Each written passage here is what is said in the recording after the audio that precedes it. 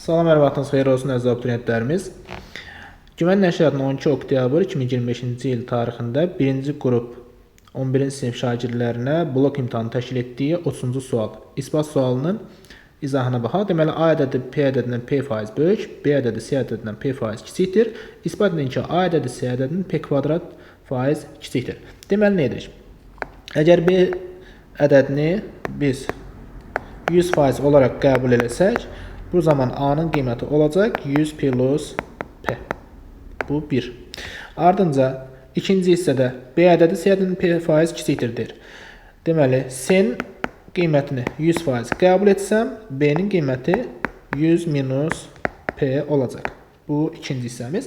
İndi gəlin bunlarla bağlı hesablamamızı davam etdirək. Deməli, buradan A'nın qiymətini axtarsam olacaq. B vurulsun, çarpas vurub hesablayırıq. 100 plus P bölünsün 100'ə. Ardınca ikinci hissədən C'nin qiymətini axtarsaq olacaq. Daha doğrusu B'nin qiyməti olacaq. C vurulsun 100 minus P bölünsün 100.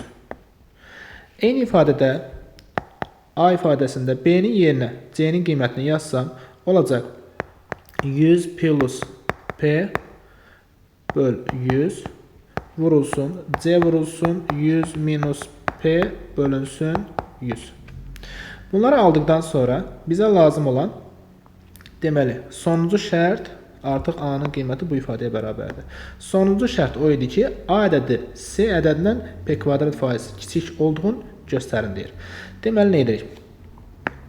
A'ya bir X faiz desəm, C'ni 100% götürsəm, cavab olaraq isbatı almış oluram. İndi gəlin belə edək, buradan X'in qiymətini axtarsaq, X'in qiyməti bərabər olacaq. A vurulsun 100% bölünsün C'yə. A'nın öz qiymətini yerində yazaq, 100 böl C'ni ayırırıq. A'nın qiyməti bizə vermişdi. 100 plus P böl 100 vurulsun C vurulsun 100 minus P böl 100. Sadələşdirməni aparsaq, deməli, 100'lər ixtisar gedir, C'lər ixtisar gedir. Alınan cavabımız olacaq 100 plus P vurulsun 100 minus P, yəni 100'ün kvadratı çıxılsın P'nin kvadratı bölünsün 100. Sadələşdirəndə 100 minus P kvadrat bölünsün 100 alınır. Yekun cavabımız bu şəkildə olur.